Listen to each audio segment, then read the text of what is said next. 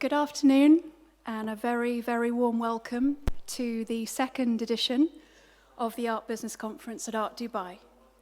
Thank you to Benny, Fatima, and the incredible team for this wonderful opportunity to bring the Art Business Conference to Art Dubai. Having been here at the very first edition, it's wonderful to see both the fair and the city's growth as a global hub. I'd just like to take a moment to give you a very short background to the conference and why we're here today. Back in 2014, having witnessed the globalization and flourishing of the art world, with it grew the professionalization within the industry. The questions over provenance, authenticity, preserving an artist's legacy, collections management, the way we conserve, preserve, the shipping, storage, insurance of art, art as investment, financing your art as an asset class, the ways and means of buying and selling art, and their various legal and tax complexities, and ultimately, what technologies are being created to address these key questions led me to create the Art Business Conference. The idea was very simply to bring together the various stakeholders across the art world, museums, galleries, advisors, lawyers, insurers, and technologists, to discuss the key issues in the art world today. And since founding the conference in 2014, the conference too is now part of a global network. As you'll see, we have a busy schedule of conferences coming up in 2014. You can click more information on the QR code at the top. We've got two new exciting editions for 2024. One is our Art and Technology Conference during Frieze Week in London, called Art Market 2050. And the conference earlier this year joined the Art Nova Group and the French publishing group Beaux-Arts and Le Quotidien de l'Art. And I'm delighted that Rafael, editor-in-chief, will be moderating our first session today. And their conference, the Art Market Day, will now become the Art Business Conference Paris. You can sign up to our newsletter, you can see here, for the latest information on the conference, plus a fortnightly summary of the latest stories in the digital art business world. So I'm very interested to hear from our second panel also. And now, without further ado, I would like to introduce Amy Dawson. Amy is our conference chair here today. Amy was an editor at the Art newspaper in London for almost 8 years and is now a freelance writer, editor, and consultant based in the UK. With degrees in Arabic and contemporary Middle Eastern art, she specializes in the region's cultural scene. She was co-producer of the award-winning The Week in Art podcast and is currently a guest lecturer at SOAS, University of London. Amy, welcome.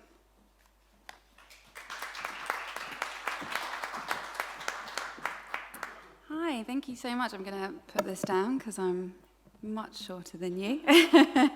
Welcome, everyone. Thank you so much for coming. This is the second edition of the Art Business Conference, as Louise says, in Dubai. And it really is a recognition of the rising importance of this city as an international art hub. And the fact that we're all here and the Art Business Conference has returned is testament to that. As someone who specializes in the region's art scene and have been coming to Art Dubai nearly every year since 2016, thanks to COVID, it's really wonderful to have such an esteemed conference for art business here in Dubai. And it's an honor to chair the conference, so thank you so much for having me. I want to start talking about the art market in general. I read an interesting the report that we all go to. The Art Basel and UBS Art Market Report estimates that overall sales for art have changed very little over the past 15 years, fluctuating between $57 and $68 billion. And Paul Donovan, the chief economist of UBS Global Wealth Management, believes the art market in 2024 will be characterized by low growth, gradual reductions in inflation. He described it in an article in Apollo magazine as a mediocre picture, but not devastatingly below trend. But there are parts of the market that are much, much more dynamic. One of these is the interest in art from the so-called Global South, the key market for the Art Dubai Fair, which is growing rapidly as collectors become more and more interested in works that are from outside the Western art historical canon. And collections in Dubai and the region are multiplying, as we can see from the Dubai collection, which is on view here at the fair, which is made up of works owned by local collectors who offer them to Dubai for public display and research. How to manage such collections will be the first topic for discussion at today's conference. And another fertile area for the art market right now is the digital. New technologies are revolutionizing this digital art space, from the ways that art is made to the processes of art business. And while traditional art world is somewhat slower to embrace technology, it's really an increasingly inescapable part of the art market. And it's one that Art Dubai has really embraced through this digital section, which if you haven't seen, you must go and see, and it's now in its third iteration. It's this fascinating area of rapid change that will be the subject of the second panel today. Of course, we would not be here if it wasn't for Art Dubai and the fair team, so thank you all so much. Just a bit of admin. Please put your phones on silent in respect of our fantastic speakers today, but don't let that stop you from reaching out, putting your thoughts on social media, using the Art Business Conference hashtag and handles, and do have questions at the ready for if there's time after the panels for questions. So, without further ado, our first expert panel looks at the increasingly important issue of collections management and best practice, and I'm delighted to introduce, as its moderator, Rafael Peak, the editor-in-chief of Le Quotidien de l'Art. So, Rafael, over to you. Thank you. Thank you. So I'm very happy to have such distinguished panelists, and we have a very broad topic to discuss today. So we'll try to see what we can say about provenance, authentication, and conservation. And before starting, I would like to present the panelists. So Manal Ataya, you have been Director General of Sharjah Museum Authority for, I think, 17 years. And so you oversaw about 17 museums also. And now you are a special advisor for museums to His Highness, the ruler of Sharjah. Marie-Ève Didier, you're a scientist. I think you have a PhD in a very specific specialty, which is non-linear optics. And you have created a company which is called Matisse, and which can help in decision-making for restoration or acquisition. Mila Askarova, you're a gallerist. You opened a first space in Baku, Azerbaijan, about 20 years ago. And then you opened in London, I think about 10 or 12 years ago, the Gazelli Art House. And we must say you're also an exhibitor at the fair right now. Rudy Capildeo, you're a lawyer. You're a partner and head of the art and luxury section, if I may say, at Wedlake Bell, which is a practice in London. And you are very familiar with all the Middle East, and you travel a lot to the Emirates and so Saudi Arabia, I think. So we'll start with the very hot topic of provenance. If you read the news, you've obviously heard of the case of the looted goods during the Nazi years, but also about the more frequent calls from countries which have been dispossessed of some goods. And a recent example was in France, we returned back 18 bronze treasures to Benin a few years ago that were at the Musée du Quai Branly. So I turn to you, dear Manal. So how is it today when provenance is such an important question? How you, as a head of museum, how do you deal with that? Thank you. Assalamu alaikum, everyone. Museums play a huge role in this whole sort of web, let's say, of how objects transfer and are displayed and then sold and etc. I think museums are obviously seen as institutions that are have authority and have a sort of legitimacy in terms of what they show and what they have on record. People assume and should that a museum has done all its due diligence when it has its collections. Of course, things do happen, but that is part of a job of a museum, is to ensure that everything we are showing to the public or that we collect is has its provenance, has everything recorded in terms of its material, and every documentation, obviously since its creation, etc. What's happened, I think, with the situations you've mentioned is some, obviously, museums in the past have collected items at dubious times, right? Whether it's conflict or colonial period, etc. And a lot of these different feelings we had about what museums could collect or how they could collect it have changed over time, and I think that's a good thing.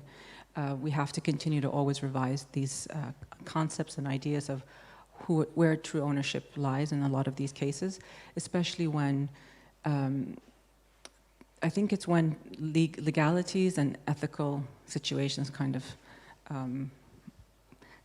they converge. I think there's situations where you could say, for example, I could tell you, Rafael, you have to sell me that microphone, and I'm going to pay you this much, and that's the end of the discussion. And you do sell that to me, but you didn't want to sell that to me. I mean, legally that's a sale, but that's probably intimidation or whatever, however that was done. And you can imagine that would happen obviously in the Nazi era. So legally that was a correct sale. So that object is okay to sell and okay to show, but the truth behind how that was actually acquired is not okay.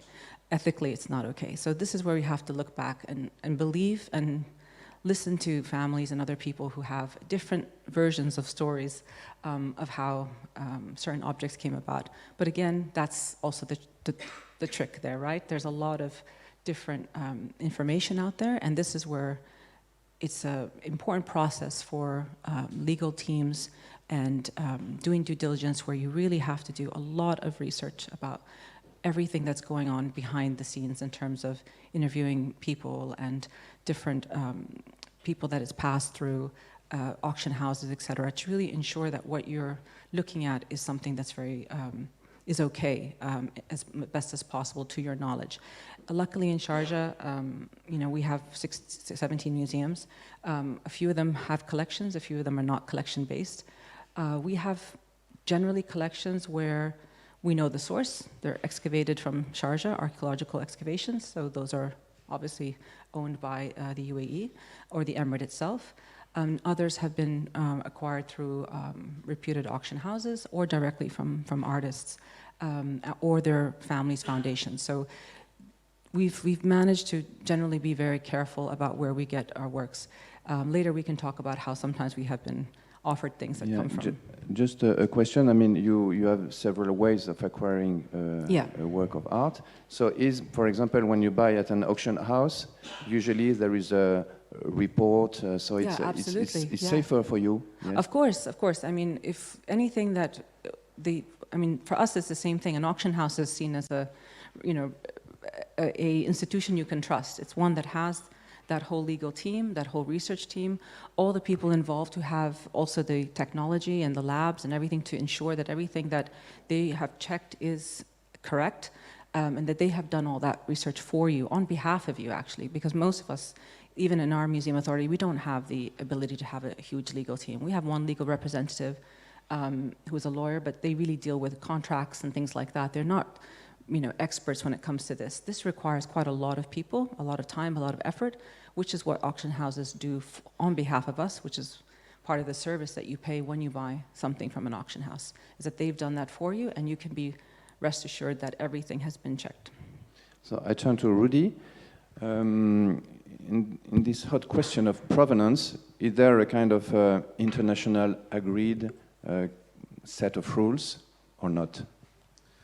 Well, thank you very much for having me, Rafael. And I thought what Manal said was correct in many places, but also I would say not, just to throw a grenade into our conversation. So I guess best practice is constantly changing. So what was best practice 10 years ago is probably not best practice now. That there's a realization and awakening around what's possible. Databases are now becoming more accessible. Digitization helps an awful lot. We have a number of cases. So we have acted for the auction houses in the past, but we prefer now to have a more schizophrenic relationship, and we like to sue them. And we also like to consign things to them. We prefer it that way. It makes things a little bit easier because but they're so big, particularly Sotheby's and Christie's are so big, their tentacles go everywhere. And we have a number of clients who have pieces that they've bought back from, say, Christie's or Sotheby's in the 70s or 80s, which they now can't sell. Christie's say, well, actually, you haven't got enough. But they say, well, actually, we bought it from you. We followed your processes. It was acceptable back then, but we now can't sell this back to you. And so they won't accept it. So that demonstrates the change in perception, the change in, I guess, the PR, public relations, but also a change in society's views of what's acceptable and what's not. So there's good public sources of what sort of provenance and due diligence you should do. ICOM's a great resource, the International Committee of Museums, that has lots of public information on sort of due diligence checks that museums should follow. In an ideal world, a collector should do the same. But often, collectors and museums are coming at pieces at quite different angles. A museum is looking to be a custodian for public enjoyment forever. A collector, will have a desire, a punch of adrenaline that they want to get this object, they want to enjoy it. Maybe there's a value point to it. They're trying to perhaps invest in that piece for a bit in the future. And sometimes we find with collectors, at least, that actually their due diligence processes initially, when they start collecting, is not great at all. It's actually later on when they start to build up a bit more value that actually they suddenly think, oh, actually, I do need to remember where that invoice was, or I do need to remember what condition reports I had. And so, I think there's an education piece that goes on as you build your collection, as you grow a love of the objects. Your desire when you're looking to acquire a piece is often around the art historical background of that piece, how it was created, who the artist was, where it came from. Not the bit that I love, the legal bit, where the paperwork, where give me the invoices, I need to see the picture, I need to see a contract, I want a contract. That is not how someone wants to enjoy buying an artwork.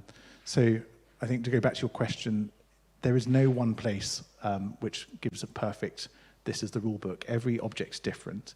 Every era, history, where it's been. These are movable objects that have passed through potentially hands over thousands of years, if we're talking about things dug up from the earth, or contemporary pieces that actually have just come out of an artist's studio. And there's lots of amazing pieces here at the fair that have done that, where actually lots of that stuff is irrelevant. You don't need to do those checks. You just need to make sure that it's come from the artist, that perhaps they're not infringing someone else's copyright. So it depends on the object. So I'm a classic lawyer. I'm giving you now a hedged answer, but it depends on the object.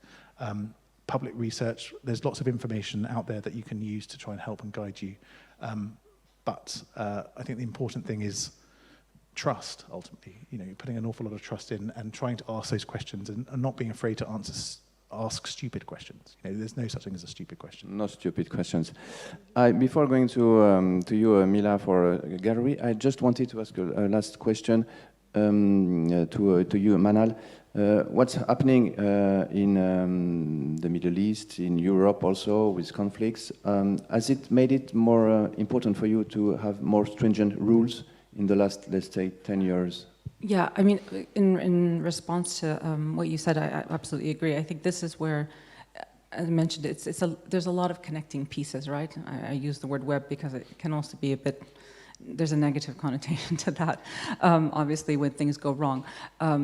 But I think, yes, looking at one particular source and saying, they're for sure or what is guaranteed is not always the way. It can be in some cases, if that's the expertise to some degree.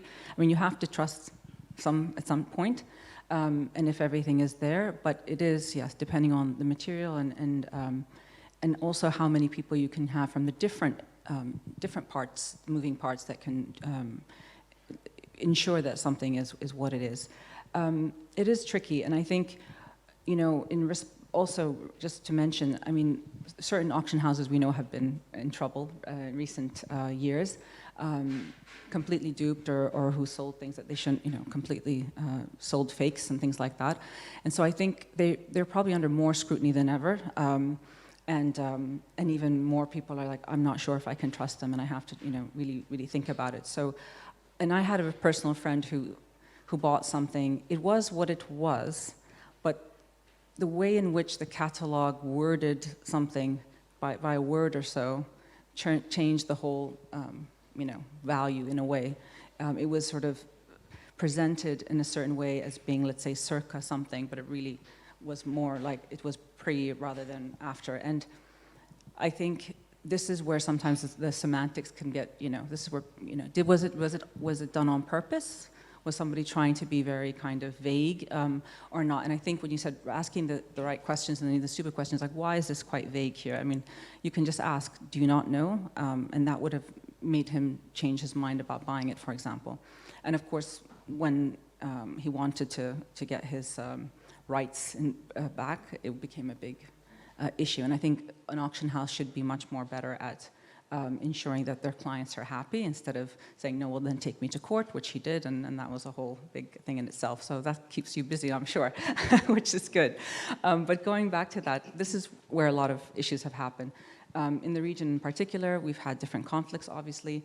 Libya, Iraq in particular, and then, of course, Syria more recently. And there has been a huge influx of things in the market that have been looted and still being looted all the time. Afghanistan is another one. So, you have a lot of things that are moving around and being told to people, even to myself. We've had people approach the museums, usually in a very, again, that's very obvious. They come to you with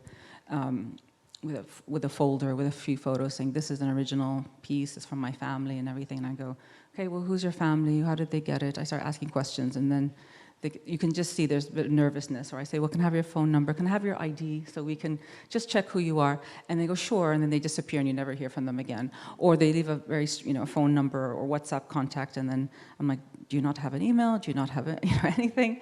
And then... And see, if you don't have Wi-Fi, it's worse. Exactly. And then the line's disconnected. So, these are obvious things that something is not right. And I think just asking those questions makes a huge difference. But I do think there has been a huge problem with that. And this is why we've had to do, you mentioned education, and that's key.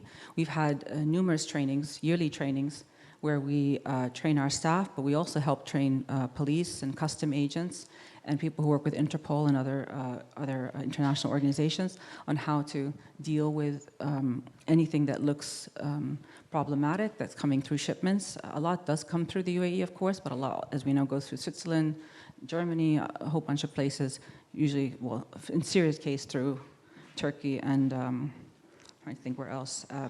But in any case, or Lebanon. So you have this sort of system working, and you have to have people out there aware and at least knowing that, okay, something looks strange, we need to contact people and let them know and put it up on a website. And there are all these great websites where you can really look up all this, all the things that are missing, all the things that we need to be aware of. And so that kind of education and getting that out and explaining that to people is very important here. Because a lot of people, honestly, are just naive and don't know to check that kind of thing. Yeah, like the art register laws. Or, exactly. And talking about catalogs, sometimes you have a painting by, a painting in the manner of, attributed to the school of, so you should be very careful about that. Talking, Mila, about education, you as a gallerist, are your customers more aware of the problems of provenance, or when you deal with a museum, are they very, because recently you sold a piece to a great British museum. Can you tell us about that? So thank you, first of all, for having me here. And it's been interesting to just listen in just now in terms of a lot of references and I guess expectations being placed on the auction houses. But what about the galleries? I think the galleries play a huge role in providing research, or at least they should, right? That the expectation should be within galleries to provide that impartial, and at times it's very difficult to have that impartial advice and research in terms of provenance of what it is they're selling, especially, I think, on the primary front, on the primary market, as in the case with this fairly recent acquisition that was made by National Portrait Gallery in England, which was actually their biggest in-size piece that we've sold to them, of an artist called Jan Hayworth, who's still alive. She's a British pop artist, and the research, I guess, not question, but the research that was made by, or just generally the the way this acquisition was made and what the gallery was providing. It's, of course, very different when it's with a living artist versus an artist who's no longer alive, as with the case, for example, with Ashraf Murad that we have here at the gallery, at the booth in the fair. So Ashraf Murad is an artist from Azerbaijan. He passed when he was in his early 50s, in the 80s. And of course, Azerbaijan, as with many countries in that region, it's certain information, there's a lack of certain information, there's just in terms of, again, availability or accessibility to the historical element, the kind of research, at times it's a little patchy, let's say. So with Ashraf's works, we have it at the booth. It's the first time that is being displayed outside the country, in the region, in the Gulf. It's his first kind of display. And it's quite interesting to see where we'll go in terms of acquisitions, in terms of placements, because there's quite a big kind of, not control, but a certain protection around an artist who's of incredible importance in Azerbaijan, has inspired a number of artists kind of in the following generations. But again, it is still kind of an unknown figure and an unknown artist outside the country. So I think looking at the different regions of how it's working in terms of acquisitions, whether it's again a museum acquisitions or on a private collection basis, how it's working in the West to how it's working in this part of the world. I think that's, for us at least, it's been a huge learning curve over the past, in London, as you said, we've been working over 10 years. We've had the space in Baku for a little longer. It's been a huge learning curve just to see how different it is in terms of, and more importantly, what the gallery can do to bridge these, as you say, with this web, kind of bridge these certain areas which are perhaps in need of a bit more kind of tying in, if that makes sense.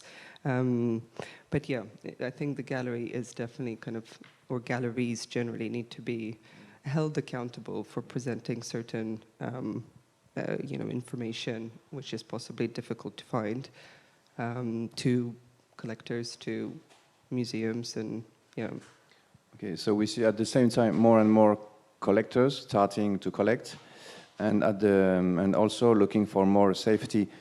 Rudy, do you think, when somebody buys a work of art at auction, well, usually it's provided, like a safety report, a provenance report, and do you think you should have a condition report, ask for a condition report when you buy in a gallery? Well, that's a good question from a gallery. Well, auctioneers would normally do a condition report, absolutely, and you should always ask an auctioneer. And from a gallery, you can do, but often it's much more of a personal interaction with the gallery, I would say. I mean, it would be better placed than me to say that. I don't know how many times you would hand out to your customers. Do you hand out condition reports? Always. Really? The minute every the artwork, time? Yes, every single time, and we're asked for it. We're demanded. The condition reports are being demanded from us every single time, depending on the clients, of course, but at the time of receipt to the time of for the time of well, exactly, you're right. Actually, from the delivery from the shippers when it's arriving, yes, but I would say not necessarily I guess I'm thinking of more of a scientific report than I'm thinking of perhaps exactly which the direction you were going in. So I was trying to segue exactly. in. We're going through towards authentication. Yeah, so I was thinking more scientific. So I apologise. Yes, you're right. The quick one that Crozier or whoever would do as it moves from A to B and it's delivered, that absolutely happens. But it's not a quick one. Well, no, it can be. But yes, the scientific ones, I guess not so much. It depends on the age of the piece, I guess. Yeah. That often happens. So, but all these reports can be very costly. So I turn to you, Marie-Ève, if you want to ask to. We saw in the years as you told me, in 2014 and 15, a surge in new scientific labs that would make studies for reports but it would cost a lot of.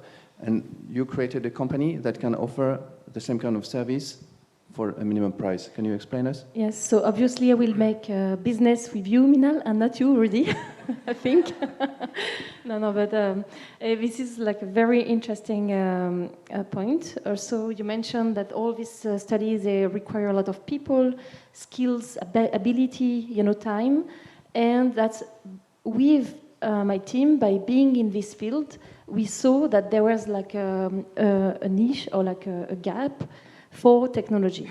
And what we created is this illumination module that is connected to a camera. So this is extremely easy to use, and also that's one of the problems now.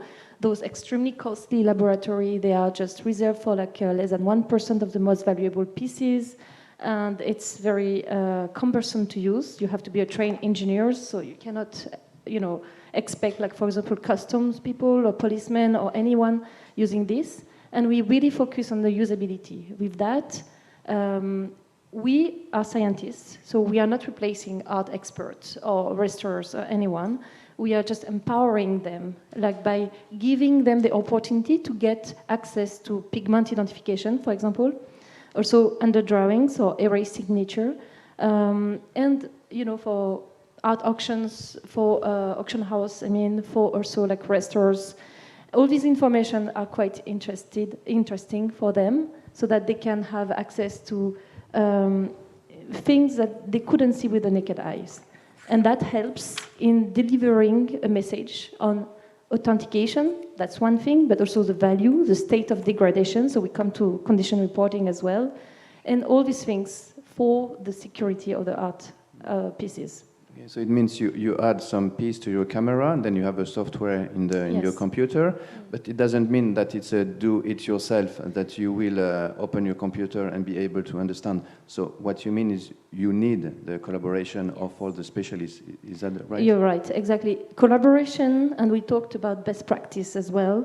It's all also about education. You need to talk to one another, like gallerists, to lawyers, to museum, to scientists. And this, together, we can build something that is a standardization also for the art market, also for the protection of cultural heritage. And this is something that we really value in our company. We are not just developing something on the side, Okay. Do you, I turn again to you, as a gallerist, do you have more collaboration with different kind of specialists, restorers, art advisors, museum directors?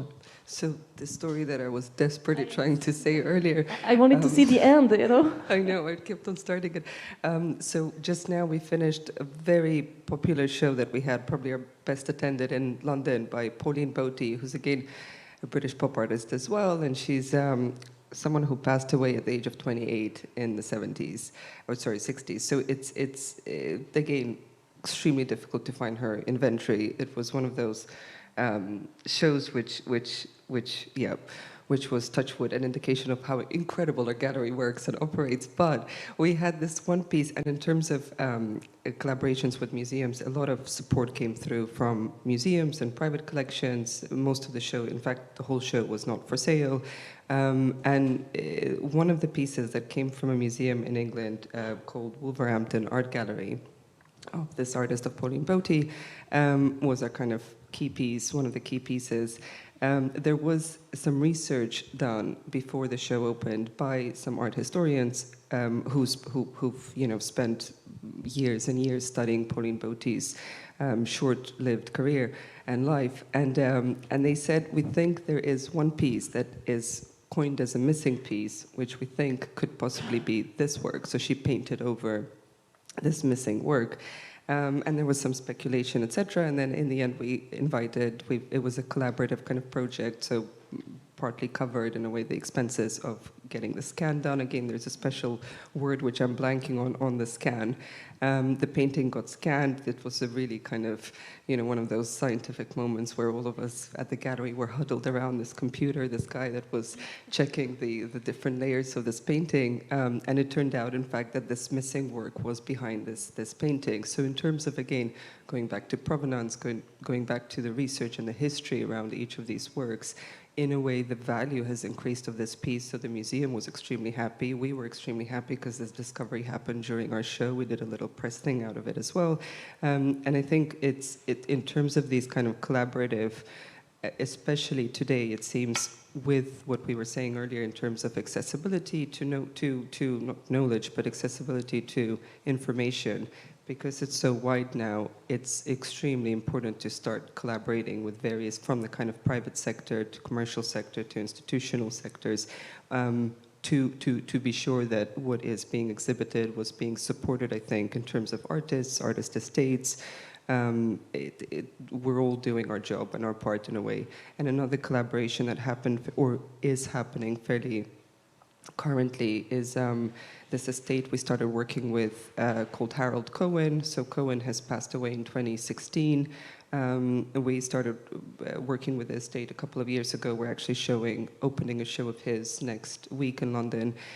He's a computer art pioneer, and he's just had a couple of weeks ago opened a show at the Whitney in New York.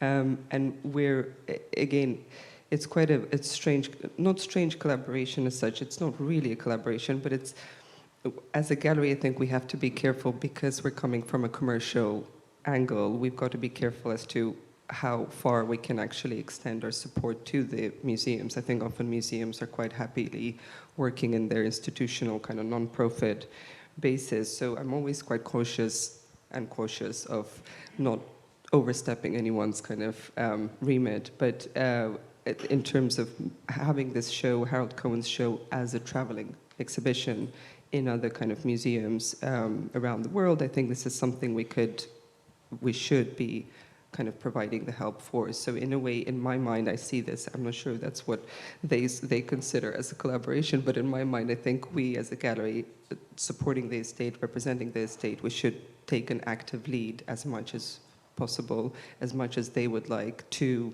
have this exhibition travel. So I think both in terms of, again, the research base, the acquisitions element, the exhibitions journey or traveling exhibitions, yeah, we try to do the most we can. Okay, we see the boundaries are sometimes blurring because some galleries do non-commercial exhibitions. Sometimes they exhibit paintings that come from museums. It's quite rare, but it happens. And some galleries also do quite a work of what museums do. So I understand it's more difficult to see the boundaries. I have a very stupid question. Who can decide a Modigliani is a Modigliani? Well, Modigliani in particular is a tricky one. So you've asked me. Let it for me, please. I'm joking. Well, just your answer, and then we move to you. No, yes. Well, normally it's who the market decides. So it'll be who the person at that time is considered the world expert. And there are a number of world experts for Modigliani, and there's disputes that go on, and you have a number of legal cases currently going through the courts around who is the true expert, who knows their stuff, who doesn't, and there's obviously lots of fakes of Modigliani out there as well, which makes it even harder, and people are trying to catch each other out. But that's the same in lots of, I guess, artist expert or connoisseurship. It's the same with Leonardo da Vinci, and it's the same with more modern artists. And I think ultimately it'll be who the market decides. Often we find it's the gallery that either represents that artist or is the main depositor of the artist's work, or it's the auctioneers who will say who, at that time. But it could change. So that person's then connoisseurship in 30 years may be then discredited and the value then drops. So it's very difficult, and you just have to do your best as a collector or as a museum to make sure you've gone through those checks, you've gone to the right people at the right time, and so you can't be criticised later if the goalposts change. Because if you acquire a highly priced piece, I mean, it could be interesting to know that, I mean, there are committees for Chagall on Modigliani, and it's not easy to make the committee accept it is a Modigliani or a Chagall. So I turn to you because we have cases of fakes where the pigments were not at the same time. So can your machine help? Yes, exactly. I mean, I was just joking before because obviously science also has limits. For example, even though science is also human, we are also human beings, so we have limits. And if an artist is using the same material, the same canvas, the same painting at the same time, you mentioned also attributed to or of the school of, you know, of course, you can have all the scientific analysis for that. It will be complicated. It's a multifactorial decision that requires a lot of insight and skills from different people. However, we had this case study in Switzerland in a museum. It is a retrospective of Léopold Robert, which is like a Swiss-French artist, Swiss also. And in this corpus of elements, they had a lot of paintings. Some they were from his brother, from himself. Some they were copies. And what technology helped in that, it was mainly infrared, is that we can determine in which paintings, so pigments and material were the same, but however, the underdrawings were different. And with that, you can actually determine if they were like from him, from the school, from his brother.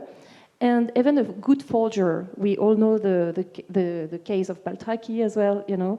And he was using old materials, old things. A good forger can do the same painting visually, but under drawings, he doesn't know what was that. So that's one thing that you can really count on. Yeah. Can I ask a question? Because this is so fascinating. Does the new AI thing, imaging, whatever, allow you to also to like, for example, if someone tried to fake a Pollock, but Pollock had a certain way of doing things, exactly, you can kind of see the pattern, right? So that's one company in Switzerland that is doing that, and they are focusing on visual and brush strokes and things like that. So it's complementary to what we do because they are. It does work. Yes, to some degree.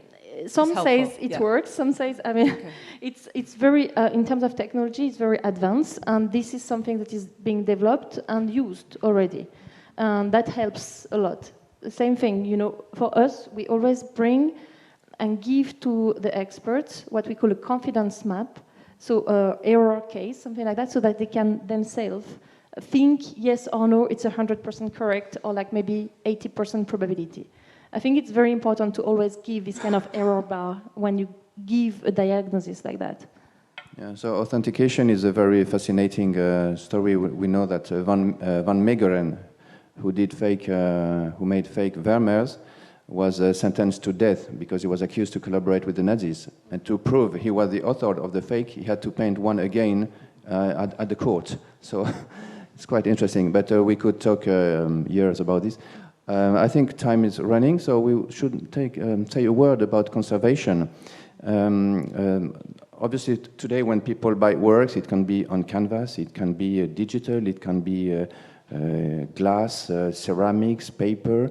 So how do you, and some works, modern works are in with TV sets that are no longer manufactured, plastics. And so in case of, Manal, in case of the museums of Sharjah, are you confronted with this problem of how to conserve, to protect this kind of works? Well, gosh, I think we avoid collecting difficult things now, to be honest. I think, which is unfortunate, because sometimes you really like something, but you realize there's going to be a potentially problem. I mean, lots of problems, maintenance, storage, and then all kinds of things you have to worry about with certain work, particularly contemporary work. So we don't really deal with those. Sharjah Art Foundation has a lot of experience with that, and they tend to pick up the more difficult things. I think we have a great team for conservation, and people specialize mainly in what a lot of our collections are. But when necessary, we bring in outside experts to either look at conservation of like metals, a particular type of material, or works on paper, something different than what we're used to. So we do that quite often, but generally we don't have any, like our collections don't go that far back. I think, as we began to say, you know, at the beginning, it really depends on the collection. You know, is it something relatively made more recent in recent times, and how far back does it go in terms of age? Then it gets a lot more trickier. So, you know, we don't have things from like, I mean, unless it's archaeological material from here, we don't have a lot of material that's, I don't know, anything past the 18th century, let's say. So, you know, relatively it's easy to some degree to conserve a lot of that. But where it actually does come up is when we bring things in exhibitions. I should say that some of the greatest times we've been able to actually help or work with an institution is where we want to bring objects from, for example, drawings we wanted to bring of a particular artist who did drawings of, is it Thomas Hope, I think his name, who drew a lot of images of Turkey and other places, architectural drawings, beautiful ones. And it was coming from the museum, I believe, in Greece at the time. And they had a lot of works that were not conserved. So as part of the agreement for bringing the exhibition is that we would sort of fund the conservation efforts for that. So it's a win-win situation. We help them out. We get to display the works here. People get to see them, and then that's part of it as well. So, and often there've been material from the Vatican, for example. We had the first show ever of Vatican material that had never been shown for 300 years or so, Islamic material. And that had been in a store and nobody had touched it. So once we went in there to look at things, we were part of that was conservation of a lot of the material so that we could show it for the first time to audiences here. So that's when it's a nice experience to be able to do that and do it in a way for a good reason, so the public has access to it, people can learn, it can increase scholarship and all the things that you want to do with collections like that. I do want to say something that, not to get off the topic, but you had mentioned something about Azerbaijan, and I thought about something that I think a lot of people miss, and just because we're in the region, I think it's important to say, just in my experience, a lot of times what happens with collections or even with the museum is, which I don't think necessarily happens in other countries, but this would be interesting to know, maybe where you are too, but there is a kind of still sense of like you honor a person's word. So this is tricky. We've had situations where I've had a situation where someone gifted me something, and I know that's theirs. I remember the artist was there, he created the work, he gave it to this person, and then the person came to me a few days ago and says, I really want to gift this to the museum. And I said, thank you, but you're going to have to sign a paper saying you've gifted this to me. He said, no, we don't need any of these things, like, you know, that I'm telling you it's a gift. I mean, I trust you kind of thing. And I said, I know you trust me and I trust you and everything else, but, you know, I could die tomorrow, so we need a paper that says you so-and-so gifted this on this date. And not everybody can do that. There is sometimes a feeling of it's embarrassing or, okay, you know, but luckily we were friendly enough that I said, you know, he said, okay, I understand. But this is where we get these problems often, or family members feel a bit embarrassed to ask for something from someone, like, oh, can I have a copy of the receipt or whatever. I went to a gallery not too long ago that was closing down, and I liked this work, and the woman, and she gave me the price, and then I said, well, can I have a paper that says this is by the artist? She said, oh, you don't need that. I'm telling you it's from the artist. I said, no, I really need that paper. She said, well, I don't have anything like that. I said, well, then can you just put a paper right now and just say this work and put the title and just sign it? I mean, that's the best that I can do. That's the best. At least I have that, and I photographed that and I have that. But I mean, you know, it's an awkward thing with sort of early, like, let's say, you know, we're not mature markets necessarily when it comes to collecting. And there is this kind of feeling of, you know, how do you talk to people and how do you ask for things without it being awkward or feeling like you're being rude by saying, I need a legal document, you know what I mean? People do take sometimes this strange feeling about it. I don't know if that's something people feel is common, but it is actually. But your market, which is becoming mature at a high speed, so we know that in museums you have the rules for light, humidity, temperature. But as a gallerist, you know, when somebody wants to buy a piece, do you say, oh, be careful, it's the flavin, the neons are no longer manufactured, when it breaks down, you will have a problem? I mean, do your role extend to advising people how to conserve? For sure, and that's, I guess that's the digital angle of the gallery that kicks in quite heavily in terms of these kind of, again, expectations, questions, etc. So in 2015 we introduced Gazelli, or we formed Gazelli, which is an online residency, a digital residency for digital artists. We've got a booth here as well in the digital section. Third year running now, and that opened up all kinds of doors for us in terms of blockchain, introducing blockchain. So I'm quite lucky that my husband, Robert, who's in the next panel, looking at the future of digital art, he started his blockchain business back in 2015, so I've been exposed to what it is and the kind of the potential of it and the use of it that we can apply within the kind of traditional arts from back then. And we've incorporated again for, not obvious, well, obvious for me reasons, we've incorporated it back from, 2016, 2017. So all the works that we do sell has this certificate of authenticity, whether it's a physical work or a digital work, it has a blockchain COA. So that kind of, in terms of, I guess, authenticity, etc., that covers that. Because I think, again, we have, hopefully not a short period of time here in this world, but we have a limited period of time. So once we no longer around, I think, the online, the digital, that's what will kind of come into play. In terms of where the galleries, again, responsibility, how far it extends after the sale is done, in terms of the digital specifically, I think some of the sales that we've done of, for example, virtual reality environments, which is something we were quite very active in back in 16, 17, and then that shifted into working with kind of other digital artists when the whole NFTs thing picked up, etc. But VR for a good few years was quite a key thing for us to actively build a market for it. It's been a personal interest of mine to see how artists working in a non-traditional kind of remit, how we, again, as a gallery, can support them. And I remember there was one sale which we've made of a VR artist, Rebecca Allen, to a digital art collector whose whole collection is just purely digital VR, including. There was a whole discussion as to what would happen or whose responsibility is it, whether it's the artists, the galleries, to advise the collector when the hardware no longer is compatible with the piece, with the environment itself.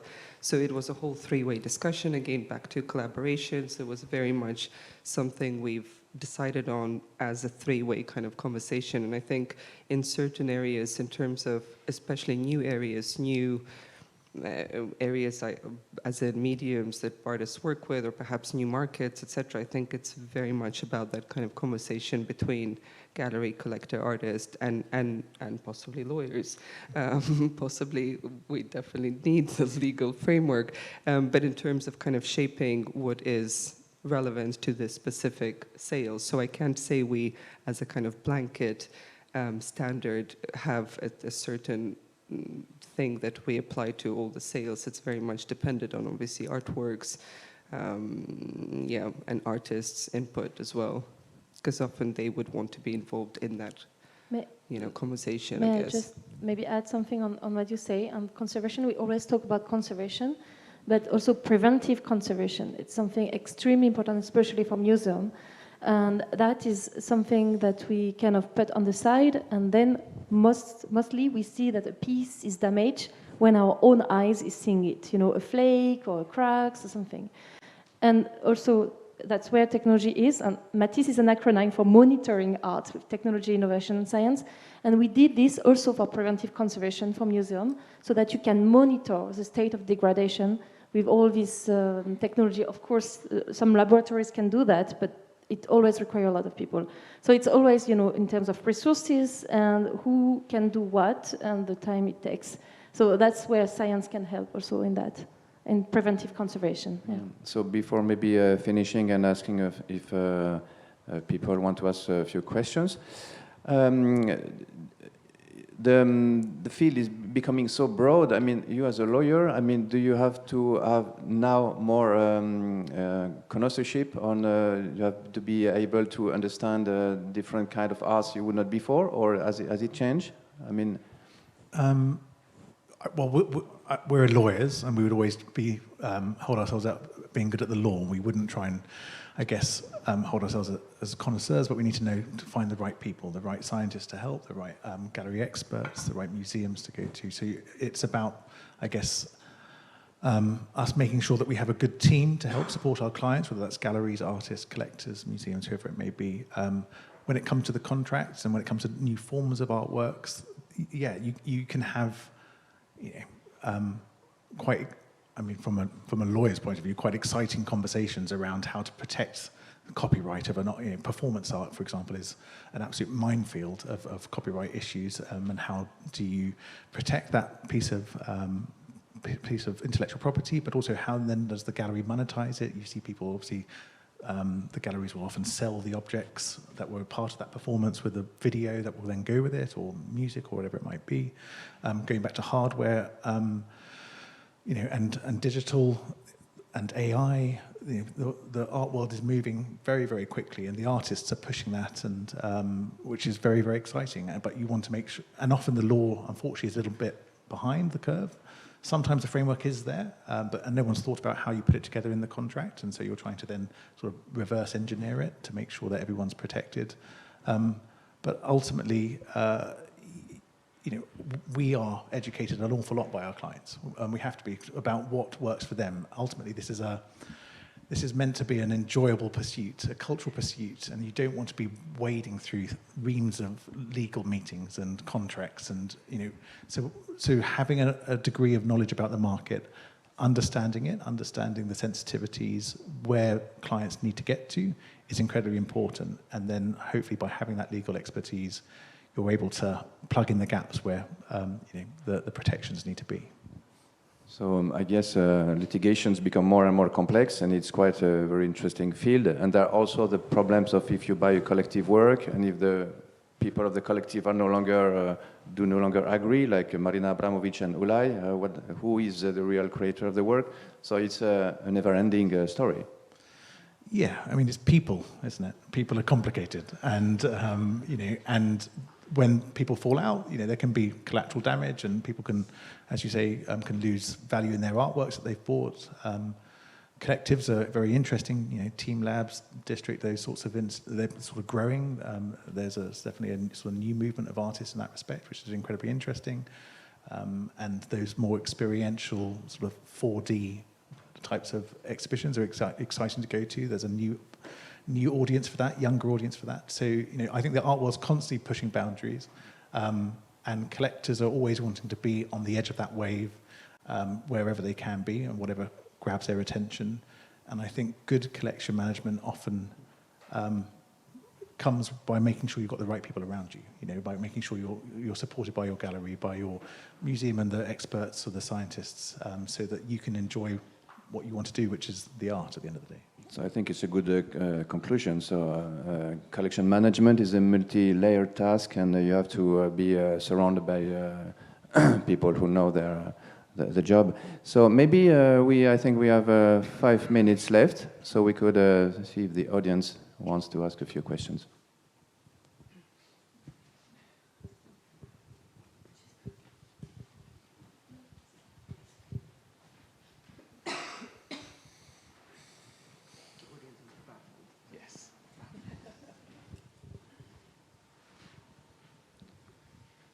Hello and thank you. I guess I had a question when it comes to collections management software, or sort of your database management tools. If you could sort of speak to some of the challenges that you've encountered, and maybe some of the strategies or best practices that you've used when working with new or challenging media, how you sort of record, track, and manage that on a database kind of level, whether that's, do you have all of the legal documents, associated with a particular artwork, whether that's the bill of sale, or whether that's condition reports, and how you sort of manage that across. I'll quickly answer that, and then maybe someone else might want to. So there's obviously a lot of different software. It's changed since I was in graduate school. There's so many different kinds. They get better and better, or they work for different types of material. I can say though, for us, it's been a challenge, honestly, because we have to work in 2 languages. We actually just have a language issue. And that's also, I'm sure, prevalent in some other places. But trying to put things in English or in Arabic, or things that don't necessarily translate exactly as is in Arabic to English, has been an issue in trying to customize a lot of what's out in the market. There really isn't things for Arabic English. So we've had to buy something and then in-house try to work it so that people can enter data in Arabic. Or specifically when it comes to material that is, let's say, heritage material that's very specific to the region. There is no English equivalent for what, so you have to use the word and then kind of explain it in English, so it requires even more effort to explain something that maybe one or two words in Arabic, but in English will have to be 3 sentences or vice versa. So even funny enough, the other day, they asked what I was doing today, because they wanted to have me for lunch. I said, well, I have him speaking at this thing, and I said, it's about provenance, and they said, what's provenance? I said, and because there's Arabic, I said, well, I'm trying to think what the Arabic word for it is. It should be like how you track the origins of something. Then I Googled it, and it came out as asl, which is like, origin or the. And I said, it's not really that. I mean, it's funny. I said, there must be a better word for it. I'm sure in terms of provenance of, collections is actually a correct word. I can't think of it now, but I know we must have looked for the correct terminology or ask. And I think that's something also which has been good but lacking somewhat, is that in the region we've tried to collaborate on the glossary of terms for certain things. One of our partnerships we have with Germany is in museology, and we have been working with them on glossary of terms from German to Arabic and English of all kinds of different things, especially, as you said, new things. So how do you refer to performance art of this or that? In Arabic, we use the word plastic arts a lot. Plastic arts has a certain, that's the word used for, in English you don't say plastic arts, it doesn't mean arts made from plastic. So there's misinterpretation, and I can imagine that happens with a lot of material. So that's probably our biggest challenge, is often creating the terminology or finding out what it is, or who's using it, let's say, in Saudi Arabia, who's using that term in Bahrain, who's using that term in Egypt, and trying to make sure that we're all kind of on the same page to some degree, so there isn't this sort of lack in understanding and as a whole. And then hopefully finding someone who could create something that works for all of us would be amazing. So anyone out there, you're going to make a lot of money if you do that. Thank you. Maybe another question? I think we are running out of time. So if no other question, I just want to warmly thank the panelists. And thank you very much. Thank you. Thank you, Rafael. Thank you to our panelists. So we're just going to do